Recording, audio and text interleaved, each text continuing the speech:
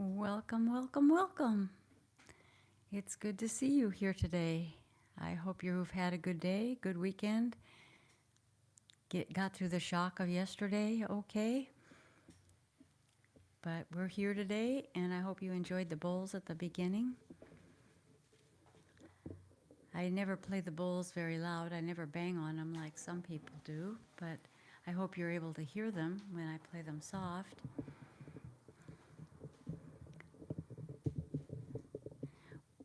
When I'm doing sessions, I always play the bowls very soft after I do the forks, because if I bang on them too loud, they're so loud and it sounds pretty like awakening, and they're so much into relaxation that I wouldn't want to do that.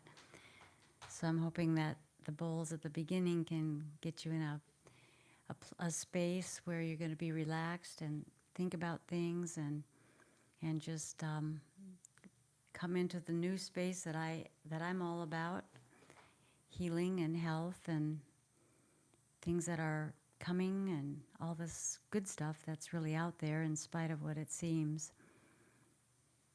So do you have anything to say, Corrina? Oh, hello everyone. And we do have a question from Axe.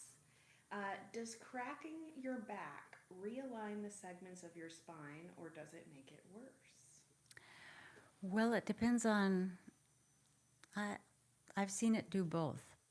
I've seen it really take people out of alignment when they haven't had somebody that knows what they're doing. And I've also seen it be really beneficial for people that really needed that back cracking. The thing about the back cracking is that it's primarily aligning the bones. It doesn't get down to the membrane inside of the vertebrae. It's just putting the bones into place. So that is what it's good for. If you still find that there's some back ache or something like that, you have to go a little bit deeper into the dural tube. Sometimes just cracking the back, depending on how active a person is, they can get by with maybe just having an adjustment that way. But for a lot of people who have more of a chronic twist or an accident or something like that, then they would probably need to have something more subtle and then maybe have their back worked on. One thing is, if your back isn't too bad of shape, sometimes the work of having that crack happen, it can create a bit of trauma on the back. And so I would say you're going to have to just kind of assess of what the pain feels like. It's good when you can crack your own back, like just twist and then get a crack out of it. And if it's not hurting to put back in, then it's not something to be concerned about. But if it does bring pain along with it, then I would be a little bit more careful about having something a little more traumatic to align the spine. Maybe go from the inside out would be a little bit safer or a little bit more comfortable. So it's, again, a lot of this stuff is real personal stuff. There's many facets in it, and so I try to cover it all so that you can begin to listen to your body a little bit more and ask your body what it needs. And if you listen, it will tell you what it needs, and that way you can get the best kind of treatment that you need. So he chimes in, thank you. I'm very active from doing karate, and I'm always cracking my back, so I was hoping I wasn't ruining it at too young of an age. Never any pain. You're probably just fine. You're just keeping it aligned while you're doing all your other stuff, and you're just putting it back in place if you're doing it, especially if you're doing it yourself and you don't have pain. So I wouldn't worry about it. Yeah, and then being very active Yeah. is beneficial for the spine as well. Mm-hmm. So, is it true that when you hear the cracking of the spine, you're not hearing the bones on each other, you're just hearing like kind of air getting moved in between the... It's I don't really know the answer to that. I think sometimes it could be like a ligament or a tendon that's just popping over the bone because it's stuck. somewhere. It could be air in the, I really don't know about that part. Um, I just know that if it feels better afterwards, that's a good thing. Okay. All right, and then Ruby Z says, does regular stretching help with sciatica pain? It can, yes, it can.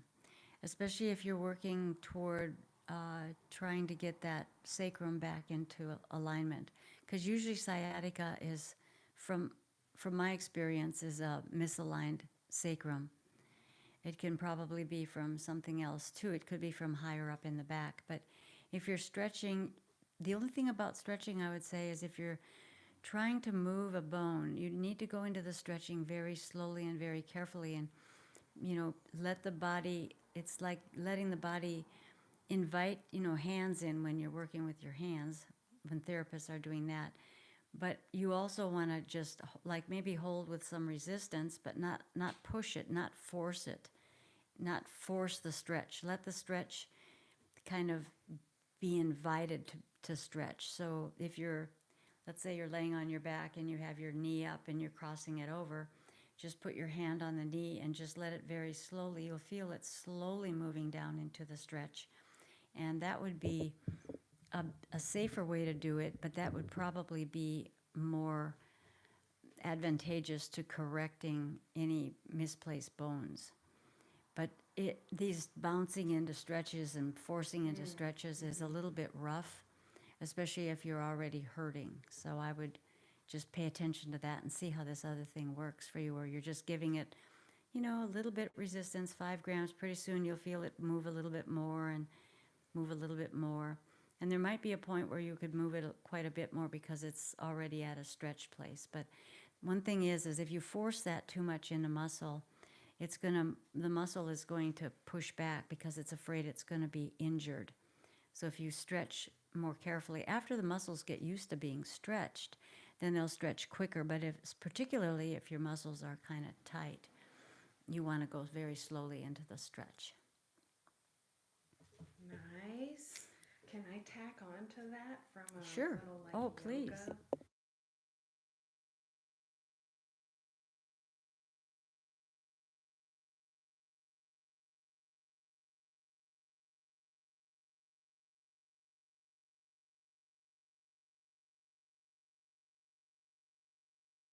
All right, so I would just say from a yoga perspective, one of the things that they teach us is that you want to be really conscientious of whether you're stretching the muscle itself, what we call like the belly of the muscle, rather than just pulling at the joints. So part of what Athena was saying about not stretching too quickly or not doing like the bouncing movements that like, because those different types of movements are going to make your muscle tense up more. So kind of the secret of letting your muscles actually stretch correctly is just kind of sitting in a gentle stretch, breathing, doing those nice calming breaths we work on all the time with a nice slow controlled exhale, and letting your body really relax into the stretch. And then that will actually help the muscle let go a little bit. And if you ever are feeling intensity near the joints, then you want to back off the stretch and adjust what you're doing, because it's going to be painful. This is one of the things I learned the hard way after I was realizing that if you're stretching too much into the joint, it's very painful afterwards. It's not comfortable. So after you stretch, you should feel better. And if you notice that there's pain or discomfort around the joint, you're not stretching into the belly of the muscle effectively. Another thing about the sciatic nerve, because it comes down and attaches on the bottom of the foot, there's a lot of stretches like Dandasana, where we're just sitting there with our legs stretched out in front of us. A lot of people with sciatic pain will notice that if they flex the foot back towards themselves, it becomes more intense and painful. So actually pointing your toes when you're doing a stretch like that can be a nice way to like let the sciatic nerve be loose as it wraps around the bottom of the foot. And so just kind of noticing things like whatever movement you're doing, if you're flexing the foot toward you and it's uncomfortable, try pointing your toes and seeing if that brings less intensity.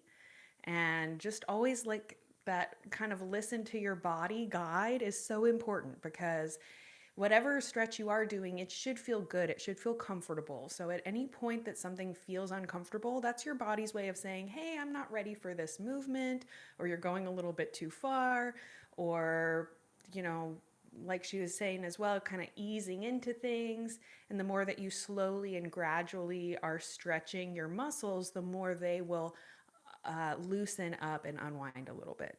So, just a couple things there. Thank you so much for your question. Yeah, that's good I'm going information. to bring this back over to Athena now.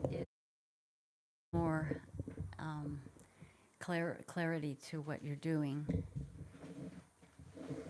Okay, let's see. We've got more questions. Are there smaller things to do in between CST sessions to help our body? The gal who does craniosacral therapy for me is gone all summer and I can't see her till next month. So yeah, I don't know, any recommendations what people can do between craniosacral therapy sessions to help their body? Well, just just kind of laying down. They do have, well, they have these couple of little, they look like little balls that will stop the what is that called? The still point inducer. You could lay like that and just try to get into still point, or just kind of stretch out your back, from like feeling like you're being pulled from the head and letting it kind of stretch up and lengthen and feel yourself just opening up. You can't palpate really the dural tube, but if you are getting regular sessions of cranial work, that's a good thing, and it should be holding. But you can just kind of lay down and just kind of gradually just kind of feel the whole spine just stretching slowly, and just pull it from the bottom of your feet and feel the legs stretching out, and just go very slowly at it. And then when you get to the sacrum area, then take the sacrum and stretch it downward while you're taking your head, and imagine somebody's pulling like a ponytail on top of your head.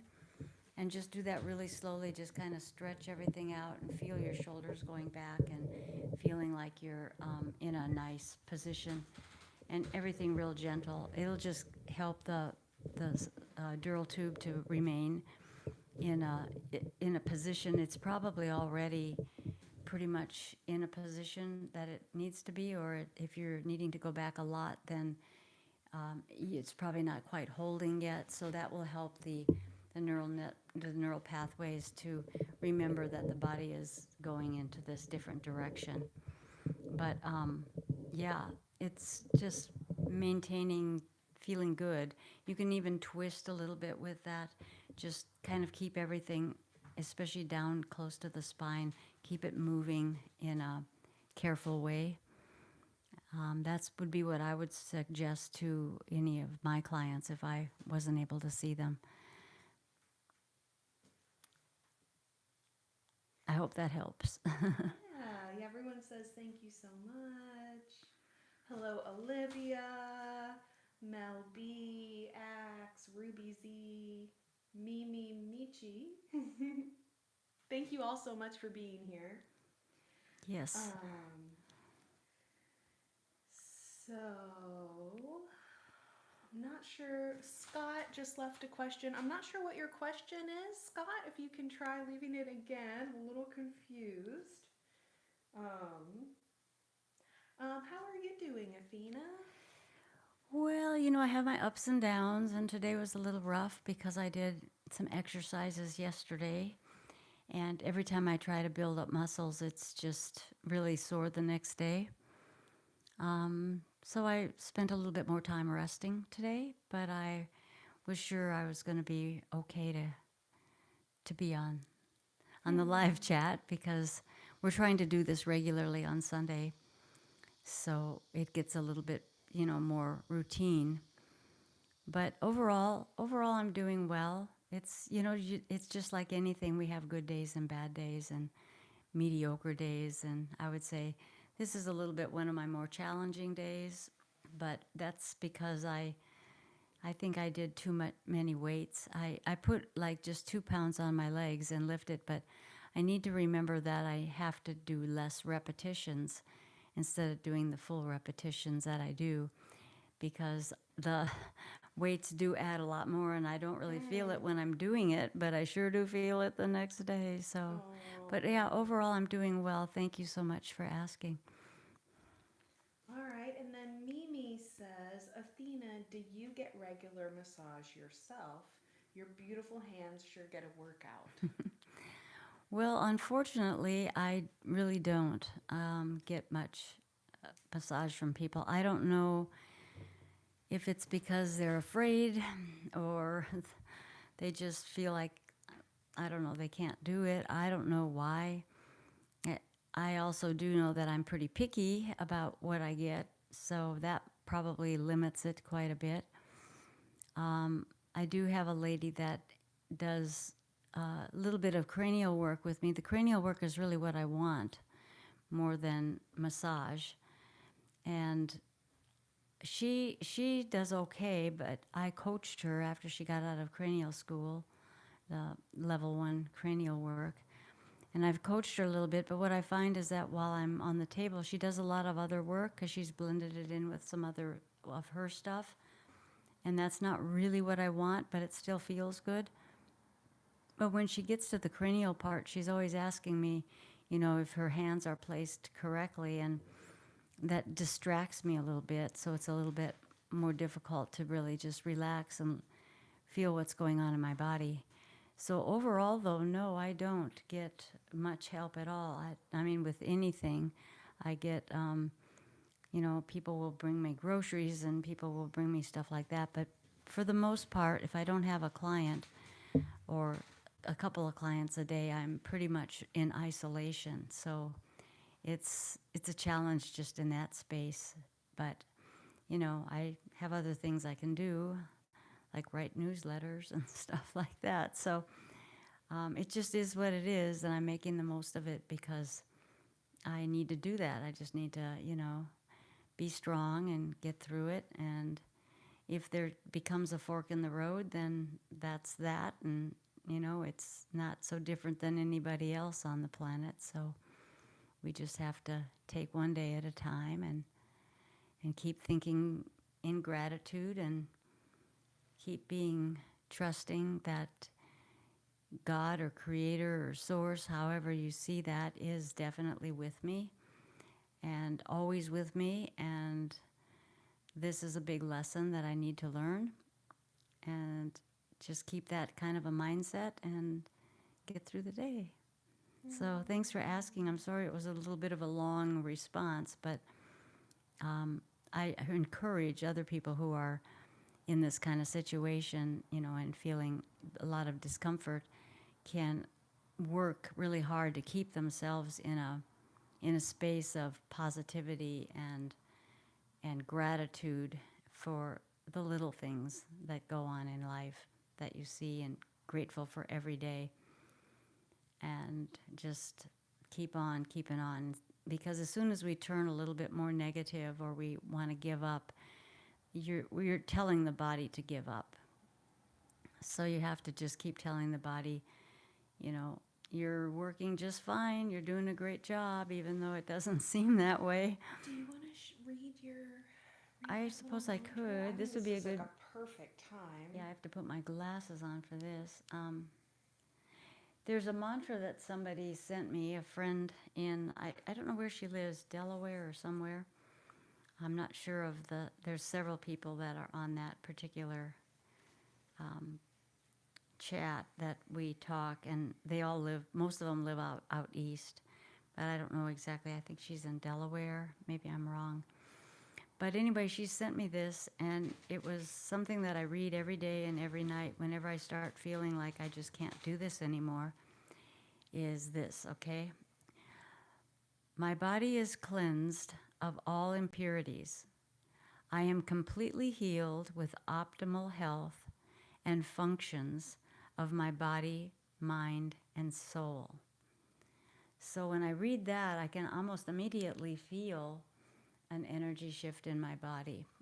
So if you like that, you can maybe go back to this part where I'm saying it and you can write it down. It's not very long, but you can write it down and just notice that when you say that, it does, for me anyway, it changes the energy from being a little bit discouraged to having a little bit more hope and faith in what's everything with everything going on in this crazy world. Mm-hmm. Because a lot of people do hurt, and it's not just me. Yeah.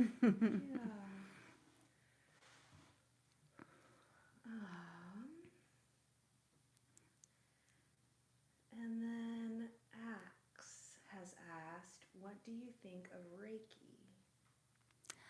I think Reiki is a valid modality. I do think there's some Reiki practitioners who aren't really understanding what they're doing, or they haven't cleared their energy to be able to really do it effectively. Because when you start dealing with energy, you have to be careful, because the person on the table, even with cranial work, the person on the table is wide open. And if there's any kind of negativity in the room, or it hasn't been purified, you can pick up those negative things. I know that years and years ago, I had a friend up in Belton who stopped doing Reiki because there was an influx of people that were charging quite a bit for Reiki, and they were getting people the master Reiki in like a couple of weeks, like 2 or 3 weeks. And I asked her why she wasn't happy about more Reiki masters, and she simply said it took her 4 years before she could become a master. She had to really, really work hard at it. And that's I think the downside that I see with Reiki. Although I do know some Reiki people, one who was a student of subtle anatomy, and because she's added the subtle anatomy work to her Reiki practice, she has thanked me over and over again, because she does such a better job at what she's doing. She's able to feel the energy in the body, in the subtle part of the body, and she's able to work that stuff out by unwinding what needs to be unwound. And then she knows that then things are in better alignment, and then she works her Reiki at the end. And she's actually done quite well with that. So I'm not saying that everybody's bad, but it's like any other modality or job or whatever. Those that work more diligently with it are going to be on the top side of what they're doing. And those that just want to get in there really quickly and just charge a lot of money but not really get results or even understand really what they're doing, I think that would be somebody you would want to be cautious of, because they would probably more than likely be carrying energies that you wouldn't want to pick up. And those things cling to you. They do. Those negative energies, they will cling to you. So that's just another part of this energy work that is pretty important to begin to learn about and understand. So, if I'm not in a position where I'm feeling, like sometimes I get kind of, bowel stuff going on, and my digestion feels funny. And if I'm not in a position to where I know I can keep myself covered and have only positive vibrations in the room, then I'll cancel the appointment, because I won't be doing any good. And if there's any negativity that the client maybe needs to release, I don't want to pick it up. So that's just another level of what we're talking about here. There's different levels, like first grade and kindergarten and all that. But the more you are determined to do Reiki, and the more you're willing to learn about the subtle anatomy and the subtleties of the energy, that will take you in really good places. It'll move you forward really well. But there are a lot. In fact, I've even heard, I don't know because I never found it online, but somebody told me one time that you can get a Reiki master for $19.99. And that would be the last person I would want to go to, because that kind of work, you would have to definitely understand energy. And that's, to me, is just, that's not doing justice to the person who's trying to learn, or anything really, or the patient that will go to her or him. So that's just that's my opinion of this. And I've been in this industry for a long time, and I've watched a lot of different modalities really come.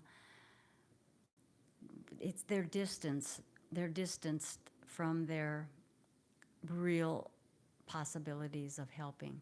Even massage therapy isn't as good now as it was at one time. They're just not taught that way. It's almost more of a spa thing, kind of. We used to call it fluff and buff stuff, but they can't really get somebody to really make changes in their system.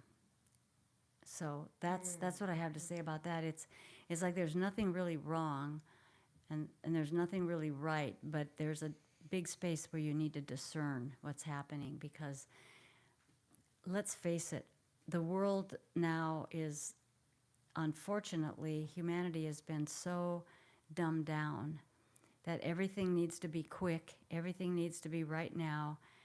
Don't practice, don't work on things. Some people don't even know what countries, border our country. They don't know where the capital is, they don't know where anything is, and that dumbing down is going to be everywhere. That's why we don't have good mechanics, that's why we don't have really good plumbers, or it's because they haven't really learned and they haven't taken it seriously to really get the skill level that they need to be at the top of their game.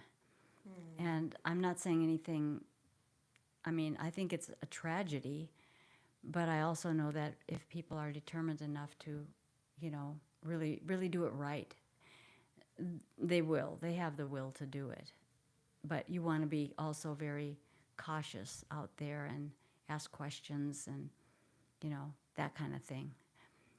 So that's what I'm saying there. I hope it didn't sound too negative, because it's just the thing that's been happening. And there's a lot of changes that I've seen in modalities over the last 38 years. So just take that for what it is, and, either if you'd like it, then pay attention to it. If you don't, just round file it, because it's no skin off my nose, really. It's just a caution for all of you, and a way to look at things with, discerning eyes and ears. Okay, and then Mel B says 4 words that help me get through the changing seasons of life. This too shall pass. Oh, that's good. That's a good one. Even the good times change, so it helps remind me to make the most of each day. This will pass and you will heal. Yeah, that's very good. Anyone else having audio issues in there? I know my mic keeps falling down here, but can y'all hear us okay out there? I've got a soft voice too, so that's part of the problem, probably. Yeah, and this frickin' stand is like not being very pleasant. But anyways, and then if you just, if the mic gets too far from your mouth, they will not be able to hear you. Oh, I don't even notice that. I'll pay attention. Okay, thank you, Axe. And then I actually had a question. So we've been talking about doing the ailment-related things. So things like, what is the cause of low back pain? What do people with low back pain need to know? So from the perspective of someone with back pain, rather than for a therapist, because I think most people in the room, y'all can let me know if I'm wrong, most people are the patient, not the therapist. So you could pick any ailment if you don't want to do low back pain. It could be about anything. So what do you want me to do? Just what people could do if they have back pain. Oh, well, there's so much different kind of back pain, because back pain can also be more internal. It can be kidney pain. it can be a crooked hip structure. It can be upper back pain where the shoulders are out or the neck is out. There's a lot of different kind of back pain. So the thing that would be important is to, locate and like pinpoint the back pain that is happening inside your body, and then figure out what type of thing would be best for the back pain. I know that the cranial work will address a lot of back pain, but like if you have a disc that's slipped, I've had people come in here with slipped discs, and I know I can work them, but they don't come enough. They just like one time is a fix. I've had people come in here with sciatic pain, which is kind of back pain. It's in the hips. Then there's the attachments into the legs sometimes can create up through the hip. It can create some back pain as well, because it's pulling on the hips a little funny. So it's really difficult for me to answer that question in any other way than this is where it's good for you to begin to, learn your body, listen to your body, make sure that your body is being paid attention to. And then if the body says to you, like say you've got 10 or so different modalities you could go to, just ask if it's muscular pain. Is it muscular back pain? Is it kidney back pain? Is it in the disc itself? When it moves, does it still move? Because usually bone pain, stuff like that, bone pain is really, really intense. But when it's bone pain, you can't move very well. You can't bend, because also, too, the muscles get stiff around it. So you have to kind of assess that with your body, with yourself, or go somewhere and have somebody look at it and let them tell you what they see. But still, the ultimate bottom line is that you learn to assess what your body's doing, and then ask. You can ask what it needs. I've had a lot of people say that I had certain things going on, and they were so wrong, just so wrong. And so I would try it a little bit, and it wouldn't really work. But I tried it for a while, and it wasn't really impacting me in any way. So I had to go to something else, and sometimes it takes a while to exactly find out what's going on.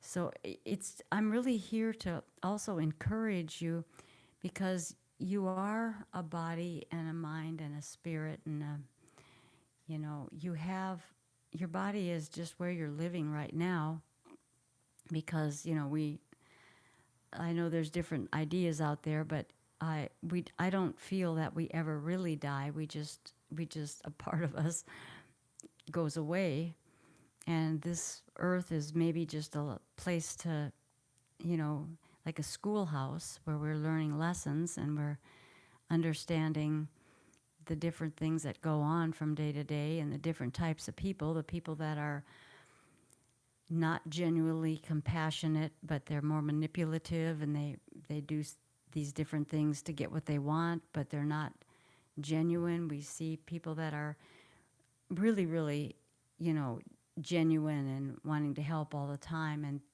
you have to assess everything that you're seeing out there, because it's really like a maze.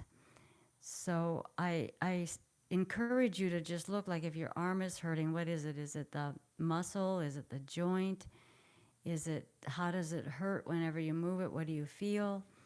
And just go from there. Sometimes you just might need a little balm or ointment on it, and it'll help it to correct. Sometimes you might need to isolate it and just have it be still for a while because it's torn or something like that.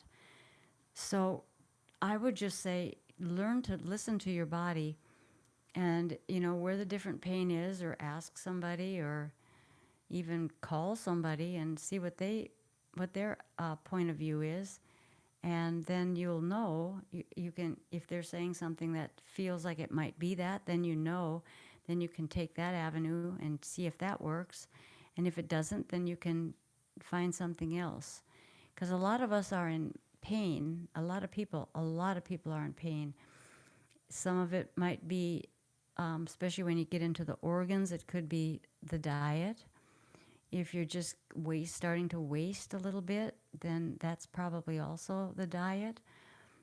So you might need to change some food, get some different nutrients into your system, maybe take some mild type cleansing of your organs, drop habits that are not helpful for us, because there's a lot of reasons that we can be in pain. And we don't want to take in toxins, because that's probably the worst of all. So that's something to consider probably right away. Yeah. So there's another question from Kenzie. What are your thoughts of cupping therapy techniques? Oh, I think cupping is fine. Again, if you have somebody that knows about how to cup, because there are things in that modality. I used to use some cupping on muscles, but I didn't use it like the Chinese way. A Chinese medicine doctor told me, because I was more into massage then, he said just to cup up and then run it along the muscle to pull it up and pull the blood up to the surface and all that. Rather than like leaving it on Yeah. for a duration of time. Yeah, and that's not really cupping. Cupping is usually leaving it on. And I would say, if you know somebody that really knows about cupping, I'd say, yeah, if it makes you feel different and better. But if it's not doing anything and you're going to a lot of sessions, but it's not really changing anything, then you might want to reconsider what's happening. But no, I think cupping has its definite merits. It's old Chinese stuff, and those guys, I mean, that's an ancient practice. Yes, But it again, it's been kind of, I mean, even just what he showed me to do is kind of bastardizing the real skill of cupping.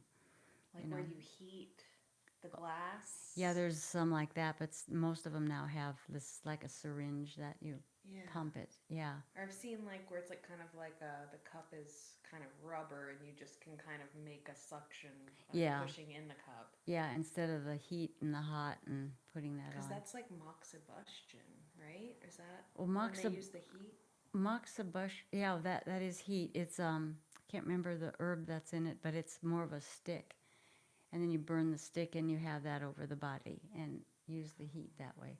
But nowadays there's the blue light and there's the red light and there's other things like that. Oh yeah, and Athena actually has a red light. Do you want to talk about that a little bit? Well, that was so interesting what you were saying earlier. Well, I just go under it when I'm feeling like I'm hurting somewhere, and the heat just makes me feel a little bit better. So is it infrared light? Well, I don't know that much. I imagine it's infrared. Somebody sent it to me, my friend who sent me that from the East Coast.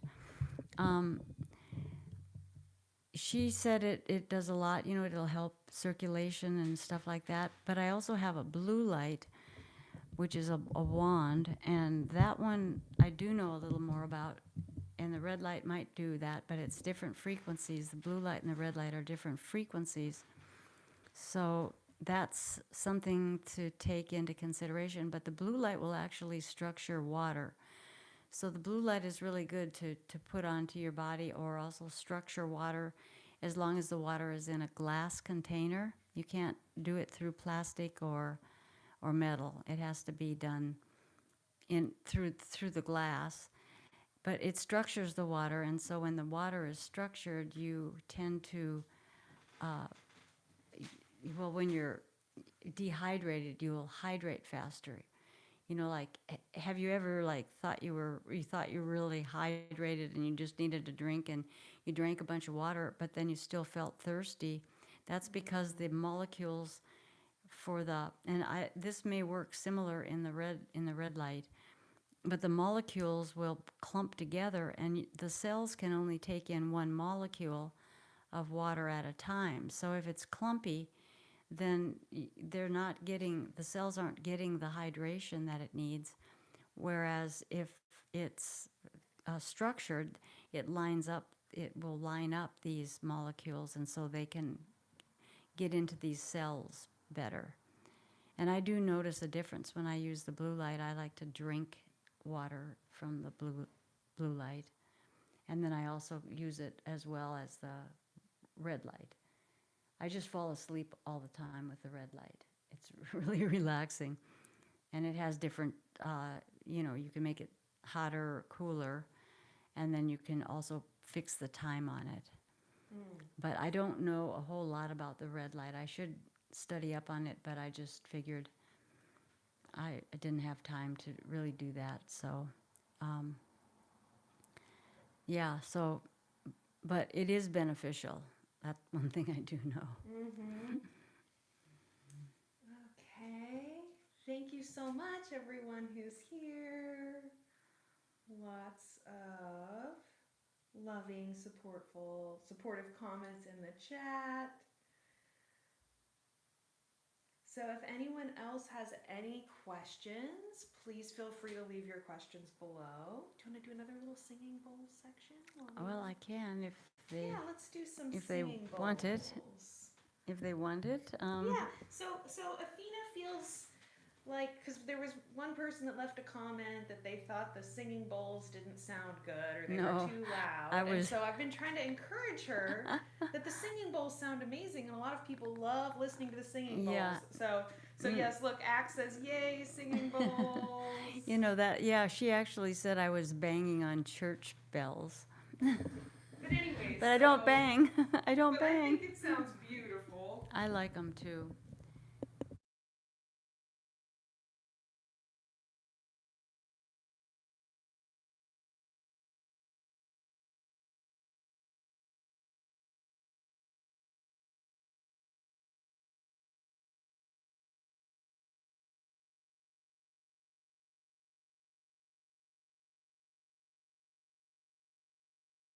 All right, you're good to go.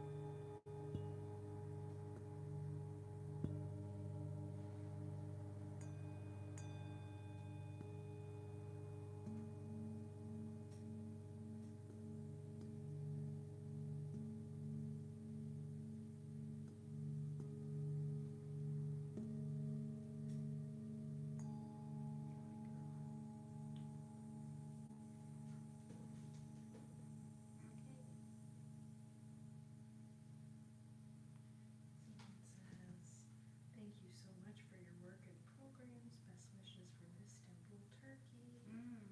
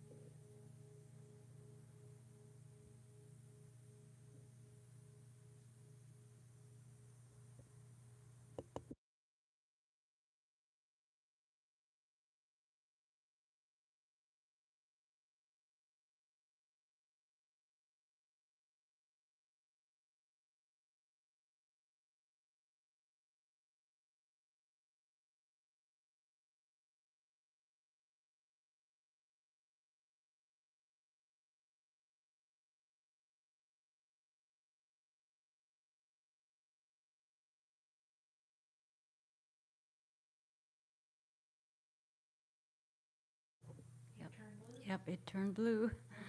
The blue light and the red light. Um, well, I hope that was pleasant for you to listen to. I know I really love these bowls. In fact, when we had the eclipse, I just laid on this table and I had my 528 fork, and I just played the fork the whole time that the eclipse was happening. I watched it get darker and darker in the room, but it was just so pleasant. And sometimes I lay this bowl on my stomach and let the vibration get into my body. I haven't done that for a little while though, because it's been a little bit cumbersome trying to figure out how to get that bowl over here and then also get me on the table. But I'll probably go back to doing some of that because that makes me feel really good too. I remember when, I think it was this bowl, or was it that one that you put on my back? It was my this sacrum. one. Yeah, it was this one. That was amazing. Yeah, this one is a G bowl. And this one is an A, and then these two are D's, but they're different keys. There's a different, a low one and a high one, so they don't really sound the same, but they're both D's, but they do augment, so that makes it a little bit more interesting. Mm-hmm. Will you tell the story again of how you got these bowls? I thought that was so interesting. Oh, well, yeah. I heard that there was a guy in town that did bowls, and he was at someone's house, and he was just going to do a bowl session for free for people, and I went over there, and I thought it was really good. And then I made an appointment with him, and it was really, really good. And there was an energetic kind of understanding with each of us. And he gave me this bowl here, and I was surprised. And he said, "I have to give you this because you're a bowl player." And I said, "I'm not a bowl player." And he goes, "Well, that's what I'm told to do." And so he gave this bowl to me. And then he went back. He lived over in Singapore at the time. And so I decided to get a few more bowls. And I have had, 4 bowls that I have sold to somebody else. They were sharps and flats, and they just didn't fit in with what I had. And I thought, well, I've got one more bigger bowl over there, so I bought a big bowl from him. And they were quite expensive, but he got the bowls that had been buried and different things like that, so that they're hand hammered. And he said every time somebody hit that, with a hammer to make the bowl, this was a story he told me that would they would say a prayer with it. So I really liked that idea.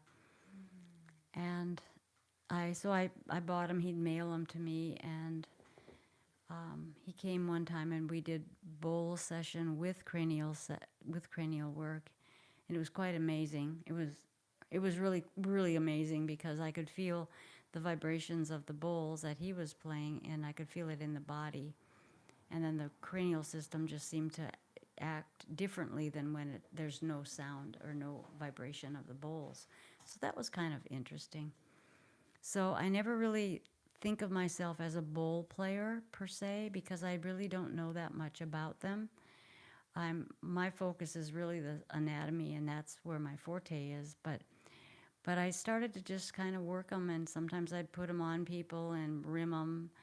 And I learned that when I had them on people and I'd rim them, and they would make this jumping sound where it's real smooth. And then if there's a couple jumps with the same pressure with the rimmer, that meant that it was breaking up different energy in the body that needed to be broken up. So I learned a little bit about doing that for a while. I did that for a while with people, and they really loved having the bowls on them. Most of them did. They loved having the bowls on them. So I did. yeah. And I don't do too much of that now. I'm really into, basically, I just do the cranial work right now. And if people need a little bit of muscle work, I'll do that. But I get people that have been in auto accidents and that now. So that's my focus, in that I don't have as many clients because it's hard. I do also do some lymph drainage if people need the lymph work. but things are changing in that regard, and so it's getting more difficult for me to, make ends meet, putting it that way. And I'm just trusting that everything's going to be just fine, in the future. So, yeah, but I don't do any massages anymore, just massages. It's a little bit too hard for me to get around the table. And I really love the cranial work anyway. People, they, the clients that are still coming, that's their favorite, is the cranial work. So if any of you are out there thinking about something to do with your life and you're called into this, I would highly recommend getting cranial work and just get it down to where you feel like you're mastering it to a degree. And then if you want to add something else to it, go ahead. But I think cranial work is like the foundation. It prepares people's bodies to receive higher frequency work. And most people, well, a lot of people, they won't feel the effects right away because it's not it takes time for that to happen. And those that don't, they run to the chiropractor usually the next day. And then they say they feel better, but they came to me from the chiropractor. So I don't know if they're discerning what's really going on in their body, and they won't give it a chance to do that. So if someone is a fairly competent a practitioner that you have, if they suggest to give yourself some rest and let the body integrate what the work was done, do what they say, because they're trying to get the body to move by itself, especially in cranial work. But it does take a couple of days to do that. And sometimes the next day is a little bit painful because everything is reorganizing into the proper position. It's not going into the wrong position. So that's, somebody just drove by, that was loud. So that's what I would suggest if you're doing that. Give your body time to change, and don't jump into anything, even if it's detoxing. Just do it slowly. The thing about detoxification is you really need to start with the gut, because that's where it, everything is eliminated. And so if that's still bottled up or something, it's not going to, it'll just recycle all the toxins. And then your liver and gallbladder, and get the bile moving, and blood and lymph and all of that.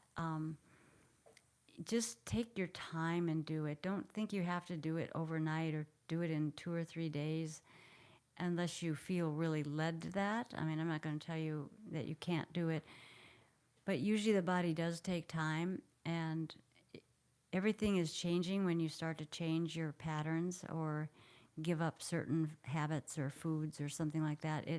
The body has to go through some changes. And so allow that to happen, and just be good to yourself. If your body wants to rest one day, just let it rest. Do the least that you can do. Because I'm learning in this situation that I'm in, I'm learning so much about how much I overworked my body and took it for granted, and I can't do that anymore. For one thing is, I am up there in age, but even if I was not having all this stuff going on, it would be important for me to learn how to listen and give it rest when it needs rest. So that's my little, I don't know, lecture, rant, whatever. But I do want to see everybody healthy, and I do want to see everybody move themselves out of pain. And I'm doing my best to teach people what I've been through, what I've seen, because I've had a lot of years of this particular modality and being in the alternative world. And more people are getting into the alternative world, which is good. But again, you want to make sure that they're being well trained and well practiced, because if that's not happening, it's not really going to do you as much good. And we've had enough abuse with the main medical system that we've been told is so good for us. But always remember that none of us are going to ever be deficient in in some kind of a chemical or poison. We're going to be deficient in the food that we eat and the way that we look at our body and how our minds are thinking, and if we stay positive and in gratitude. So, it's a big change, but I do really, really feel that the world is moving in that direction. And I do really feel that once people can identify these dark forces that are out there, they're not only seen, but they're unseen. And we can get a grip on that and take control of our own body and self and, our own life, and not have somebody tell us all the time what to do or tell us how to think. That's when we can move into a world that's going to be, I see it. I can visualize a really, really wonderful world. But we have a big mess to clean up, but we have to start with ourselves. So if we all start with ourselves and work on our own stuff, we can have peace really easy, because nobody has anything to criticize somebody else of, because they're looking at themselves first. So that's just another little thing that I'd like to give to you to consider if you want to. And if you don't, that's okay too.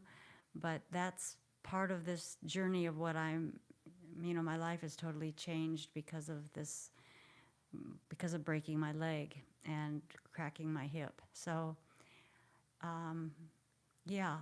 just get to know yourself really well and love yourself. Even if you feel like you did some bad things, forgive yourself for that. And just turn over a new leaf. And it's time consuming, it takes work, but we have a lot to learn about just loving and taking care of each other and that kind of thing. And that's how we're going to get a really beautiful place to live. Kindness. Thank you so much. Erica says I needed to hear that today about letting yourself rest and telling yourself that you're healing and you're recovering and you're getting stronger every day, even when it feels painful. That's our muscles getting stronger. Our muscles have to ache a little bit to get stronger. So remember that when you're feeling that discomfort and pain, a lot of times that is the body healing and working through important things. So we just have to sometimes sit with the discomfort and know that what Mel B said earlier, this too shall pass. And we're going to heal and we're going to feel better. Yeah, and we are going to have a really, really wonderful world. I can see it coming. I don't know when, of course, but I can see it coming. There's not going to be people sleeping on the streets, and there's not going to be somebody without a home. And everybody in the world, all humans have a right to prosper, and there's no group of people that have a right to steal from us everything. Our bodies, our finances, steal our souls. We're just not to be in that space. We want positive emotions, but that's really hard because we've been so entrained to that for thousands of years. We've had this force against us, so it doesn't matter what word you use to call it, it's there. But the veil is getting thinner between the really dark energies and the light energies, and you can't have darkness when you have light. So if we all work together on that, we'll get light all over the place. We might not even have night anymore, who knows? Just sleep when you want to. All right.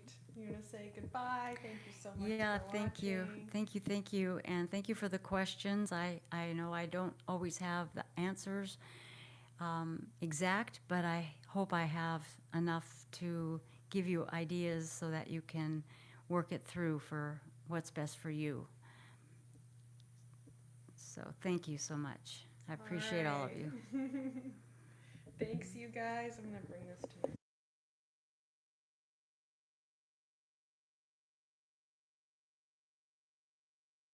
my... All right. So thank you so much, Lauren, for being in here. And she shared the GoFundMe link. So I think most of y'all who are in here now kind of know what Athena's been going through this last year. Anyone who's sitting here and you're like, what Athena's going through, go back on her channel. There's 2 health updates that we posted over the last, several months that will give you kind of an explanation if any of y'all are unsure. But essentially, Athena's had these 2 really major surgeries, and it's been really hard on her and extremely uncomfortable getting through. So that's why we have the GoFundMe campaign set up, and Lauren shared that link here. I have it pinned in the comments. All of you who have been able to donate on the GoFundMe, thank you so much.